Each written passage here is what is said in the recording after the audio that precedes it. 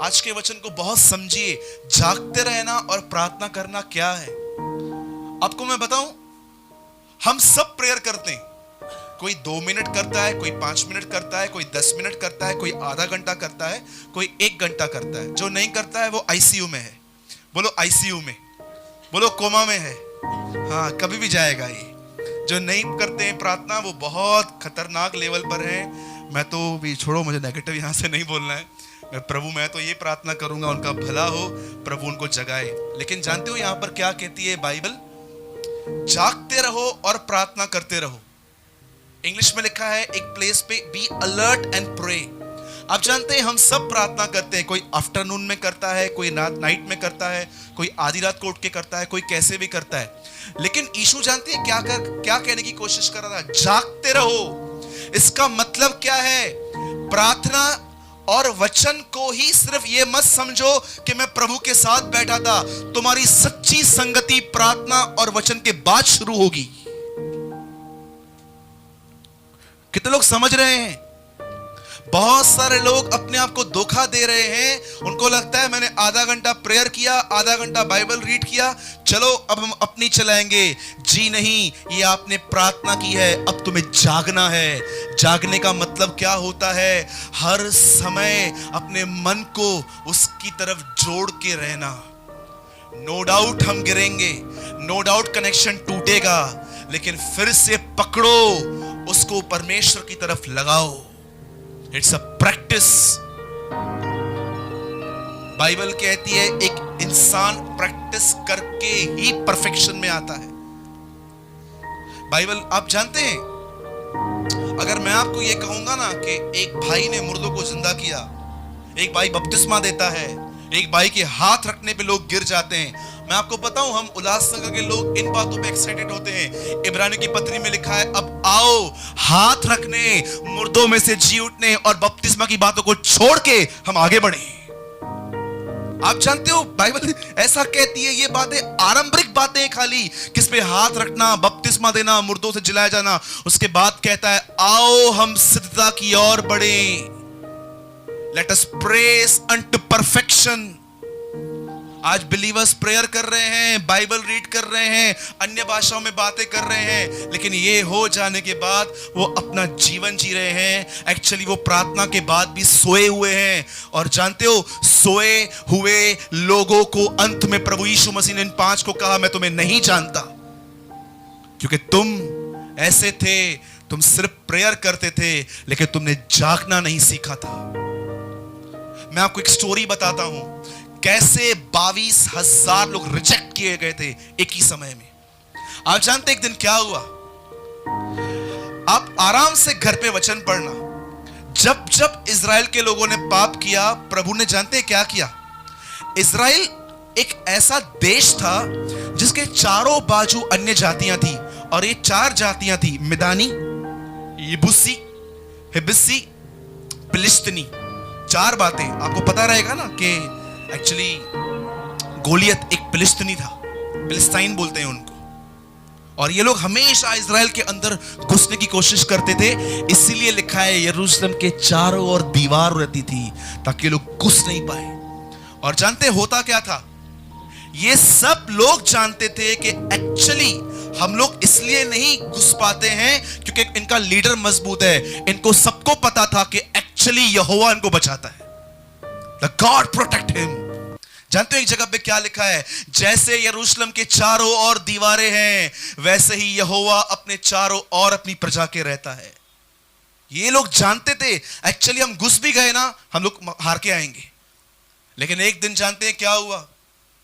एक आखिरी भविष्यवक्ता जब वहां प्रकट हुआ, उसने उनको समझाया पाप मत करो, और जब उन्होंने उसकी नहीं मानी, प्रभु ने कहा चलो मिदानी घुसो। और उन मिदानियों ने उनको इतना लूटा, सब खत्म कर दिया। और बाइबल कहती है इजराइल 90 सालों तक मिदानियों का गुलाम रहा। और उस गुलामी में एक आदमी था जिसका नाम था गिदोन। और बाइबल कहती है प्रभु का स्वर्गदूत गिदोन के पास आता है और गिदोन को कहता है हे शूरवीर सोरमा। इंग्लिश में लिखा है हे माइटी वॉरियर, हे शूरवीर सोरमा उठ, प्रभु तेरे साथ है। वो जानते हैं क्या बोलता है? वो कहता है अगर प्रभु हमारे साथ होता तो क्या हमारी हालत ये होती? हम इतने गुलामी में, तेरे को पता है मैं क्या कर रहा हूं? मैं खाना बना के एक चट्टान में खाना छुपाने जा रहा हूं, क्योंकि जब ये लोग अब हमको आएंगे हमारा खाना तक लेके जाएंगे। अब पढ़िएगा, वहां लिखा है गिदोन खाना छुपा रहा था अंदर, क्योंकि जब दुश्मन आते थे तो उनका खाना लेके भाग जाते थे, उनका दाखरस अंगूर का जूस लेके भाग जाते थे। और जानते हैं प्रभु ने क्या कहा? हे, मैं तुझे मिधानियों पर जय दिलाऊंगा। तब उसने कहा प्रभु मैं अकेला ये काम नहीं कर सकता। प्रभु ने कहा एक काम कर, एक माइक ले। उन दिनों में माइक नहीं होता था, एक चीज होती थी जिसमें से वो बहुत जोर से चिल्लाते थे। और जहां तक मैं जानता हूं, आखिर उसने एक प्रचार किया, उठो पुरुषपात करो, ऐसा लिखा है, पुरुषपात करो, घसो अपने आप को। और वो कहता है चलो यहोवा के लिए युद्ध करना है। 32,000 लोग एक समय वहां पर आ गए, 32,000। और जानते हैं प्रभु ने क्या कहा? ये बहुत है, एक काम कर, एक और प्रचार कर, बोल जिन जिन लोगों को भी बहुत डरपोक हैं, बहुत अटैचमेंट है लोगों के साथ, बीवी कहां जाएगी, बच्चा कहां जाएगा, प्रचार कर। तब गिदोन वहां खड़ा हुआ और गिदोन बोलता है जितने डरपोक हैं, जितनों को अपनी बीवी से प्यार है, पति से प्यार है, अन्यान जी एलआईसी न कराई तो वह जी न कराया तो वनो वापस ले वनो। और जानते हैं क्या हुआ? 22,000 लोग घर पे चले गए। अब कितने बचे?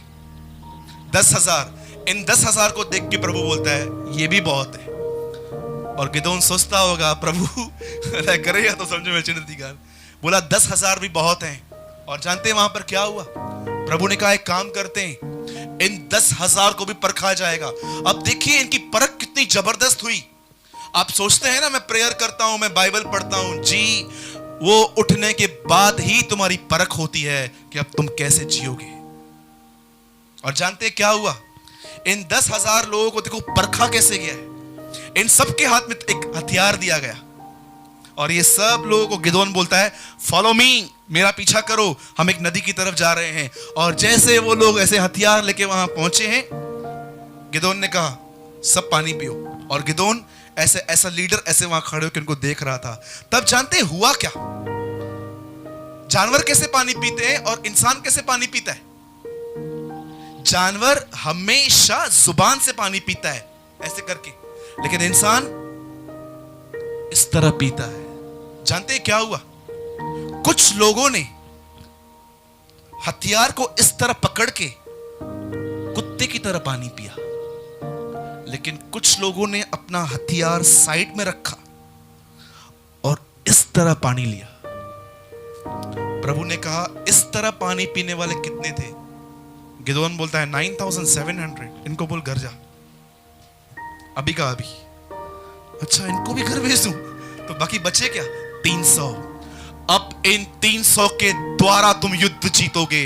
अब मेरा सवाल ये है, 9,700 ने क्या मिस्टेक किया? इनको इतना भी अंदर अलर्टनेस नहीं था। हथियार साइड में रख रहे हैं, कल अगर पीछे से दुश्मन आ गया तो लड़ेंगे कैसे? आप जानते हो बहुत सारे मसीह बगैर हथियारों के युद्ध में गए हैं। चाटे खाते हैं वो, शैतान के चाटे मार खा के आते हैं वो। इसलिए पौलुस कहता है, यूहन्ना 1:12 में लिखा है हम उसकी संतान थे। 8 अध्याय रोमियो में वो कहता है जब आत्मा में चलोगे तो पुत्र कहलाए जाओगे, और अगर पुत्र कहलाए जाओगे तो इफिसियों 6 अध्याय में लिखा है पुत्र को हथियार पहनाया जाएगा ताकि जाके वो लड़े।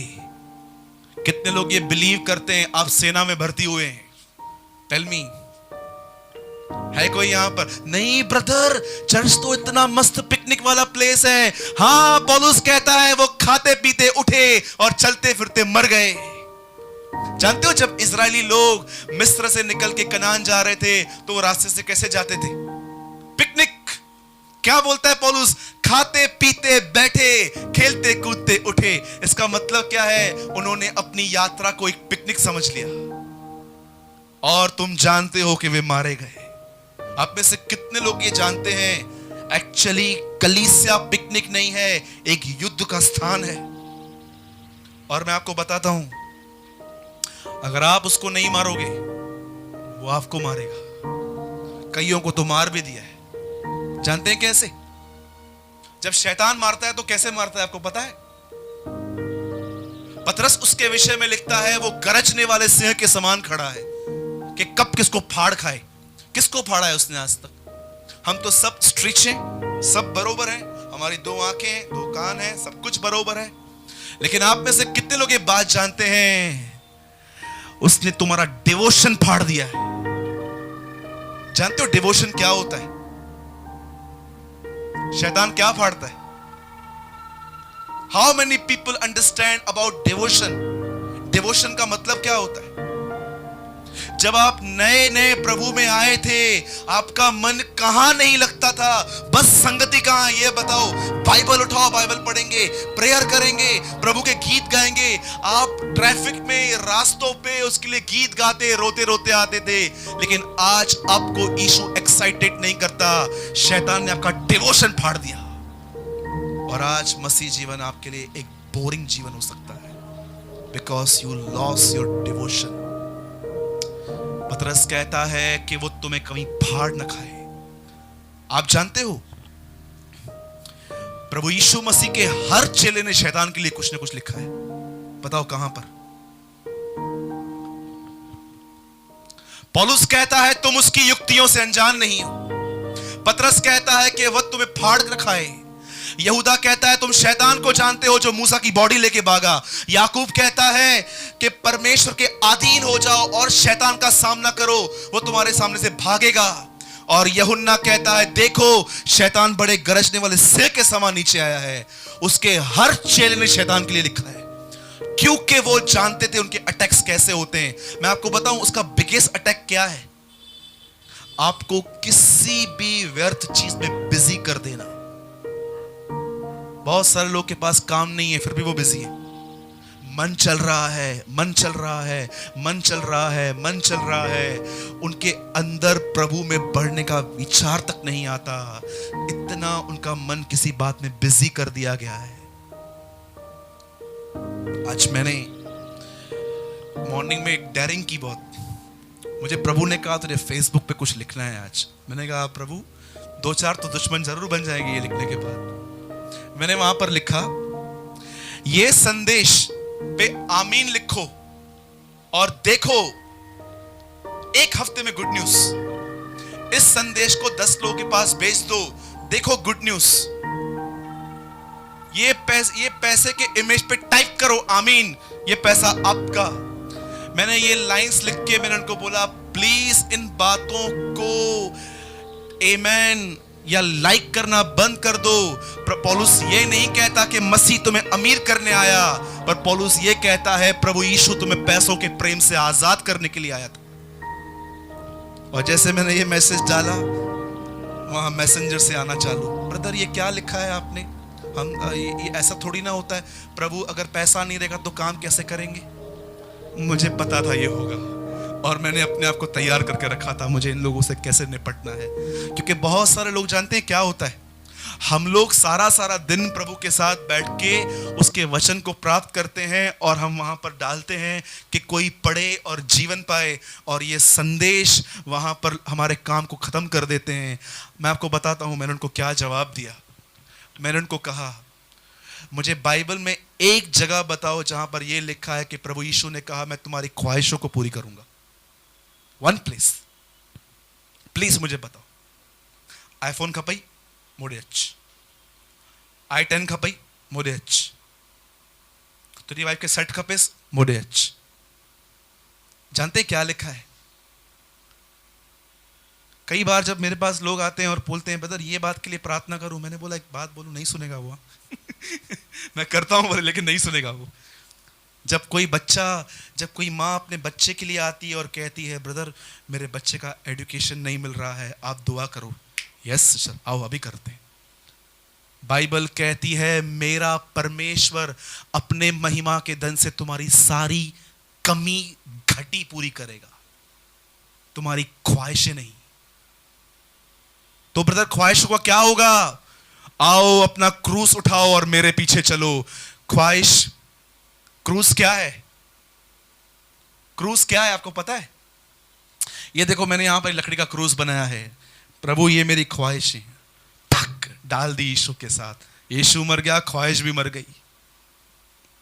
मसीह में भी ख्वाहिशें पूरी करोगे क्या भाई? हाँ, पोता होने बेचारा गरीब मुझे दो ही ना हो ना। पौलुस कहता है पतरस अपनी कन्या को साथ में लेके घुमाता है जानते हो ये बात? हम देखते हैं पतरस मसीह कन्या को साथ में लेके घुमाता है। पतरस, पौलुस देखता था पतरस अपनी वाइफ के साथ मस्त मिनिस्ट्री कर रहा है, लेकिन पौलुस कहता है प्रभु मैं ठीक हूं ऐसे ही। कितना मरा वो आदमी। कितने लोग मरने के लिए रेडी हैं? बोलिए बोलिए बोलिए बोलिए। आप अलर्ट हैं अपने बारे में? मैं जानता हूं हम सब कलीसिया में, मैं इस बात पे मुझे घमंड है कि मेरे कलीसिया के लोग बहुत अच्छे हैं प्रभु के अनुग्रह से। बेचारे हर बात में सपोर्टिव हैं और कोई भी बेचारा प्रभु के विरुद्ध काम नहीं करता है। लेकिन आज एक मैच्योरिटी की बात सीखने को मिल रही है। क्या आप प्रार्थना और वचन को पढ़ने के बाद भी क्या अलर्ट हैं?